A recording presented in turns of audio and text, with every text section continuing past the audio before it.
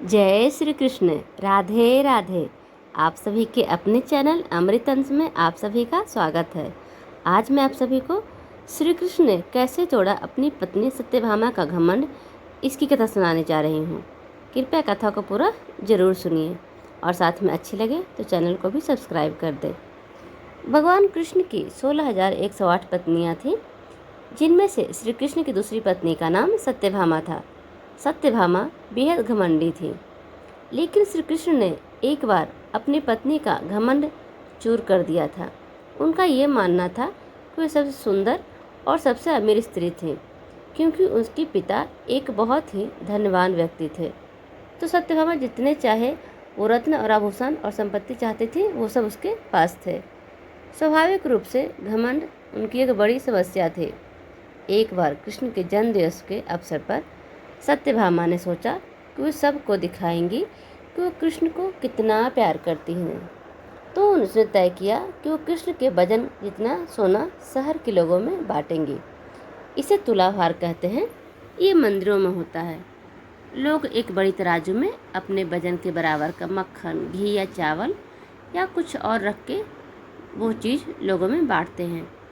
चावल, नमक, दाल या सोना जो या कुछ भी आप दे सकते हैं, जो चाहे देना चाहें। ये प्राचीन परंपरा हमारी संस्कृति का एक हिस्सा थी। सत्यभामा ने तुलाभार की व्यवस्था की। लोग बहुत प्रभावित हुए, पर कृष्ण इन बातों का कोई असर नहीं हुआ। वे जाकर तराजू के एक पलड़े पर बैठ गए। सत्यभामा जानती थी कि उनका वजन लगभग कितना है और उसने उतना सोना तैयार ही रखा था। पर जब उन्होंने सब सोना दूसरे पलड़े पर रखा तो कांटा जरा भी नहीं हिला। कृष्ण का पलड़ा थोड़ा भी ऊपर नहीं हुआ। ऐसा ही कुछ तब भी हुआ था जब कृष्ण एक शिशु थे। एक राक्षस आकर उन्हें ले जाने लगा। तब कृष्ण ने अपना वजन इतना बढ़ा लिया कि राक्षस वहीं गिर पड़ा और कृष्ण ने उनके ऊपर बैठकर उसे कुचलकर मार डाला था। क्रिया योग में एक ऐसा तरीका है जिससे कोई योगी अपना वजन बढ़ा या घटा सकता है। तो इस बार भी कृष्ण अपना वजन बढ़ाकर तराजू में बैठ गए। सत्यभामा ने उतना सोना दूसरे पलड़े पर रख दिया था जितना उनके हिसाब से कृष्ण का वजन के बराबर का था, पर कुछ हुआ ही नहीं। तब तक शहर के सभी लोग ये घटना देखने के लिए आ चुके थे। तब उसने अपने नौकरों से वो सभी गहने मंगवाए जो उनके पास थे। एक के बाद एक वो गहने डालती जा रही थी और सोच रही थी कि काम हो जाएगा, पर कुछ नहीं हुआ। तब उसने वो सब कुछ भी रख दिया जो उनके पास था, पर पलड़ा जरा भी नहीं हिला। वो रोने लगी क्योंकि ये सब उनके लिए बहुत शर्मजनक थी। सारा शहर देख रहा था कि उनके पास पर्याप्त सोना नहीं था। वो जो हमेशा अपनी संपत्ति के बारे में इतनी घमंडी थी, उनके पास पर्याप्त सोना नहीं था और उसे समझ में नहीं आ रहा था कि वो क्या करे।